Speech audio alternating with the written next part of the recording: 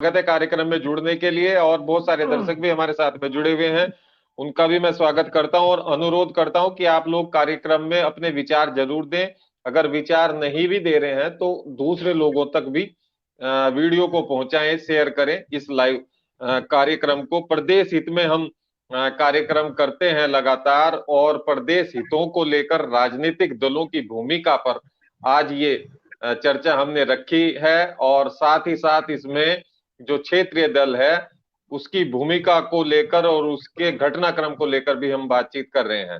तो नैथानी जी, आप किस तरीके से देख रहे हैं कि प्रदेश में राजनीतिक दलों की जो भूमिका होनी चाहिए वो दिखाई नहीं दे रही है, उसमें सभी दलों की बात की जा रही है, मुद्दे गौण हो रहे हैं, स्वार्थ की राजनीति दिखाई दे रही है। और खास बात यह है कि जो क्षेत्रीय दल है जिसके ऊपर बागडोर है, जिम्मेदारी है इन क्षेत्रीय मुद्दों की, वो भी अपने आप में सिर्फ फुटबॉल करता हुआ सड़कों पर नजर आया। आपका क्या कहना है इसमें? देखिए, राजनीति तो काफी समय पहले से पद भ्रष्ट हो चुकी है और इसके विभिन्न कारण हैं। और उन कारणों में जो शुरू से ही इसमें कुछ जो मूलभूत दिक्कतें हैं वो दूर होनी जरूरी है।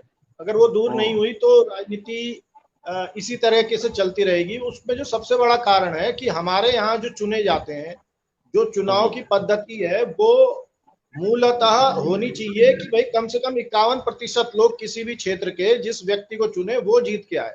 और हो ये रहा है कि 22 से और 35% तक जो वोटिंग में जीत के ला रहा है, यानी कि जिसके खिलाफ 70% लोग हैं, वो जो है हमारा प्रतिनिधित्व कर रहा है।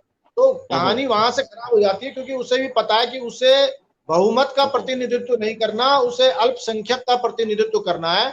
उस अल्पसंख्यक के प्रतिनिधित्व के चक्कर में जो विद्वेष की राजनीति की जाती है, जो क्षेत्रीय और बाहर की राजनीति की जाती है, जो ठाकुर बामण की राजनीति की जाती है, जो अन्य राजनीति जातियों की जाती है, वो सिर्फ इस वजह से की जाती है क्योंकि उसे बहुमत नहीं चाहिए आने के लिए।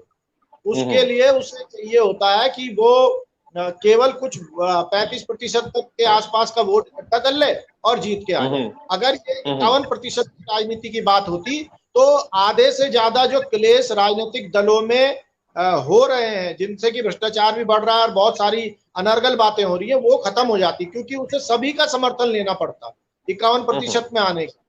तो एक तो ये चीज है, तो ये जब तक दूर नहीं होगी वो काम कोई करेगा नहीं।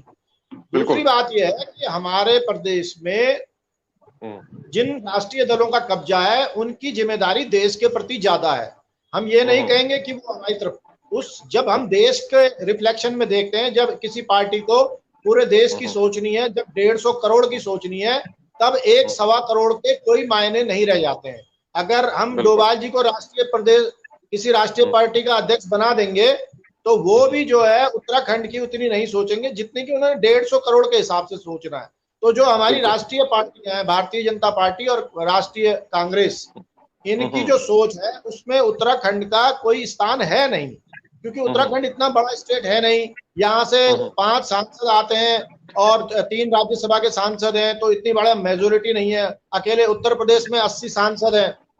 तो इस वजह से इसको इतनी प्रायोरिटी मिल नहीं पाती और ये राज्य अपनी मूलभूत जो इनकी आवश्यकता है उससे भटक के जो नेशनल विजन है वहां चला गया है। हमारी आवश्यकताएं बहुत अलग हैं और उन आवश्यकताओं की को रास्ते अलग थे, तभी तो राज्य आंदोलन का मामला आया सामने। मगर हुआ क्या कि जो राष्ट्र का विजन है उसके चक्कर में हम देखिए, आपने ऑल वेदर रोड की क्या स्थिति हुई। और हमें ऑल वेदर रोड की हमें खुद जरूरत कभी नहीं रही, हमारी कभी डिमांड नहीं रही।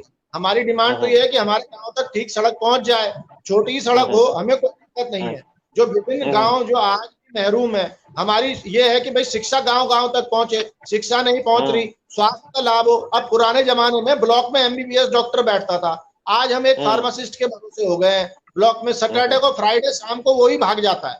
आज अधिकतर मुख्यालयों में अगर रात को छापा मारा जाएगा तो मैं आपको बता रहा हूँ कि वहां जो है फार्मासिस्ट नहीं मिलने वाला, वहां जो है अगर कोई डॉक्टर की नियुक्ति है तो डॉक्टर नहीं मिलने वाला बीएएमएस, और वहां शिक्षक नहीं मिलने वाले, और भी जो आपातकालीन सेवाएं हैं उसके जो वो हैं कर्मचारी और अधिकारी हैं, वो आज अपने घर कोटद्वार अपने घर डोईवाला, अपने घर हरिद्वार, अपने घर देहरादून, अपने घर हल्द्वानी चले गए, क्योंकि कल छुट्टी है, परसों संडे है। बिल्कुल। तो इससे क्या हुआ है कि पहाड़ का बुनियादी ढांचा जो है इन 22 सालों में चरमरा गया है और उसको ठीक करने के लिए कोई तैयार नहीं है। एडमिन सिटी भी आप देखिए कि देहरादून में बनेगी, कोई विश्वविद्यालय होगा, दून यूनिवर्सिटी देहरादून में बनेगी, पेट्रोलियम यूनिवर्सिटी देहरादून में बनेगी, संस्कृत यूनिवर्सिटी हरिद्वार में बनेगी। तो ये दो जो जिले हैं ये पूरे पहाड़ के जिलों का जो हिस्सा है वो खा गए हैं और इनकी एक कैपिटल सिटी है भाई, वहां के लोग भी इनसे त्रस्त हो गए, क्योंकि आप जमीन एक्वायर, जो हमारे पतंजलि वाले हैं उन्होंने इतनी जमीन एक्वायर कर दी, गांव वाले परेशान। गांव वाला जो है नौकरी करने का आदी नहीं है, नौकरी वो इस तरीके से कराते हैं जैसे बंधुआ मजदूर बना दिए हो। अब गांव वाला खेती करके कम से कम सरकार पे आश्रित तो नहीं था, आज जो है ना वो नौकरी के लायक रह गया ना वो खेती के लायक रह गया, उस विषय में कोई बोलने को तैयार नहीं है। तो ये बड़ा विपदा वाली बात है। ऐसे में चाहे आपके पास विधायक हो संख्या बल में या नहीं हो, चाहे आपके पास सांसद हो संख्या बल में या नहीं हो, एक जो है रीजनल फोर्स का होना इसीलिए जरूरी होता है कि वो जो यहाँ की लोकल समस्याएं हैं, जो बड़े राष्ट्रीय दल है, वो अपने केंद्रीय नेतृत्व को बता सके कि अगर ऐसा नहीं हुआ तो यहाँ आग लग जाएगी, यहाँ बाजार बंद हो जाएगा। पर आज की डेट में रीजनल जो फोर्सेज हैं उस पर इतनी ताकत नहीं है कि अपने मोहल्ले का बाजार बंद करा सके। तो ये हमने अपनी हालत की हुई है और उसका जो कारण है तो आपने पिछले कुछ दिनों में देखा कि किस तरह ड्रामे चले और इस ड्रामे को रोकने का शीर्ष नेतृत्व द्वारा भी उस समय कोई प्रयास नहीं किया गया।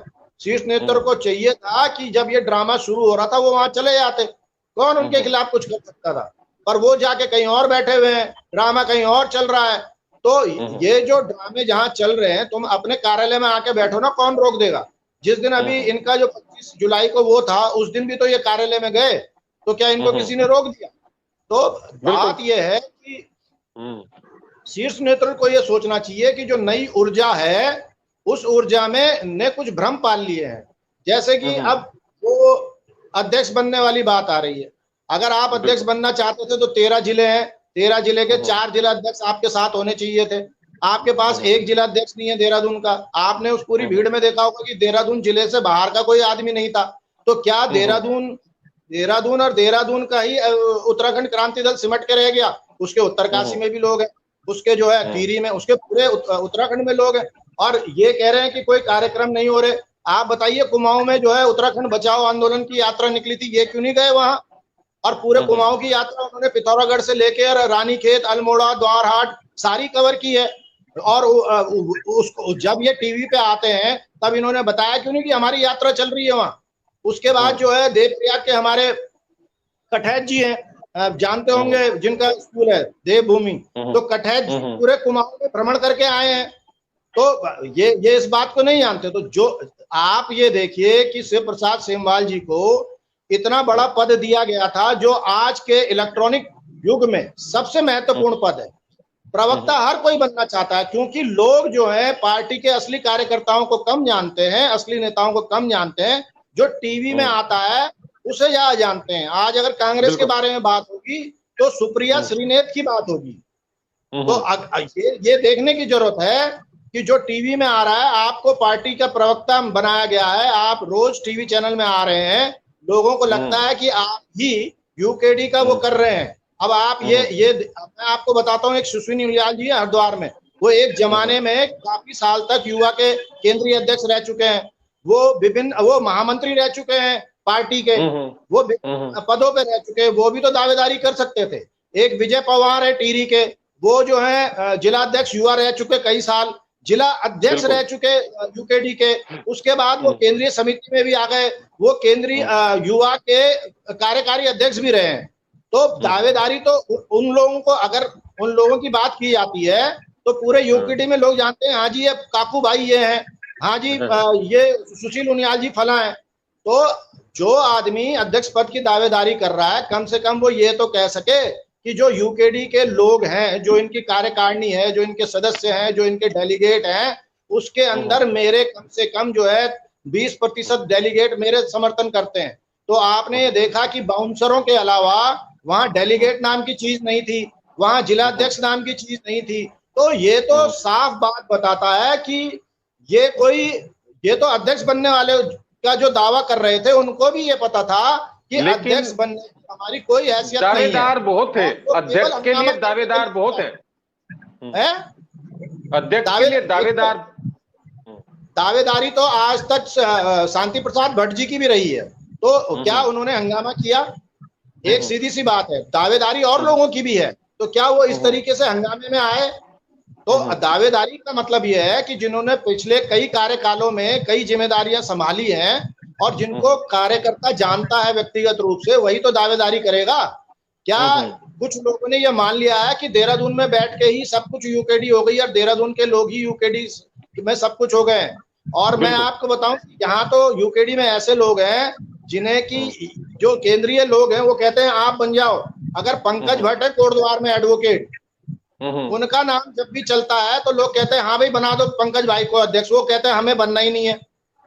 और वो जिंदगी भर खाटी रहे, वो फाइनेंसर रहे उस पार्टी के, और उनके पिताजी शशिधर भट्ट नगर पालिका के अध्यक्ष हुआ करते थे। तो एक गढ़वाल में नामी फैमिली रही है, वो लोग भी अध्यक्ष नहीं बनना चाहते इस पार्टी के, जिन्होंने अपना पूरा जीवन इस पार्टी में लगा दिया है। बिल्कुल। और आप किसी भी शहर में जाके भाजपा और कांग्रेस के कार्यकर्ताओं से पूछे कि यहाँ यूकेडी का कौन है, तो असली बताएंगे बात वो कि ये लोग हैं। उंगली उठ जाती है, कोटद्वार की बात आती है तो महेंद्र सिंह रावत का नाम आता है, पंकज भट्ट का नाम आता है, वो एक जोशी जी हैं पृथ्वीशरण जोशी, उनका नाम आता है। तो ये लोग वो लोग हैं जिन्होंने यूकेडी बनाई है। और जब इन लोगों ने अपना नेतृत्व बदलने का कोई प्रस्ताव नहीं रखा हुआ, जो पुराने लोग हैं, तो जो कल के नए लोग हैं कम से कम वो इतनी जनसंख्या तो लेके आए कि उनकी किसी भी पद की दावेदारी की जा सके। पद की दावेदारी नहीं थी, आपको इतने सम्मानित पद पे बैठाया गया, आपको वो उसका निर्वहन किया जाना चाहिए था आपके द्वारा, मगर नहीं किया गया। ये अफसोसजनक बात है। और अगर ऐसी घटनाएं हो रही हैं तो ये चीजें जनता के सामने भी आनी चाहिए कि केंद्रीय नेतृत्व ने इनको जिम्मेदारी दी थी, इतनी बड़ी जिम्मेदारी दी थी कि लोग इनको जानने पहचानने लग गए थे, और उसका इनको कोई भ्रम हो गया कि वो लीडरशिप हो गए। लीडर तो सुशील उलियान जैसे लोग हैं जो कि पूरी यात्रा कर लेते हैं, जो कि इतने पदों पे रहते हैं, उसके बावजूद आज तक उन्होंने कुछ नहीं कहा है। और बड़े बड़े पदों, चाहे वो काकू पवार हो तो वहां टिहरी से हो, और नरेंद्र नगर में बैठे हुए बहुत पुराने लोग हैं जो आज भी हैं। जो यूकेडी जब इनका महाअधिवेशन होगा, अगर आप उसे कवर करेंगे तब आपको पता लगेगा कि जिंदगी भर जिन लोगों ने यूकेडी को दिया हुआ है वो लोग आते हैं महाअधिवेशन में, और वो लोग तय करते हैं कि हमारा अध्यक्ष कौन होगा। तो जब उन लोगों को के लिए कोई दिक्कत नहीं हो रही है, जिन लोगों ने तय करना है, तो बाहर के एक दो लोग इस तरीके का ड्रामा करें, वो उचित नहीं है। क्योंकि इससे न केवल यूकेडी को बल्कि क्षेत्रीय भावना को भी नुकसान पहुंचता है। बिल्कुल। और जनता की जो भावनाएं हैं वो बहुत ज्यादा आहत हुई हैं इस चीज पूरे घटनाक्रम को लेकर। और हमारे साथ में कुछ दर्शक जुड़े हैं, एक बार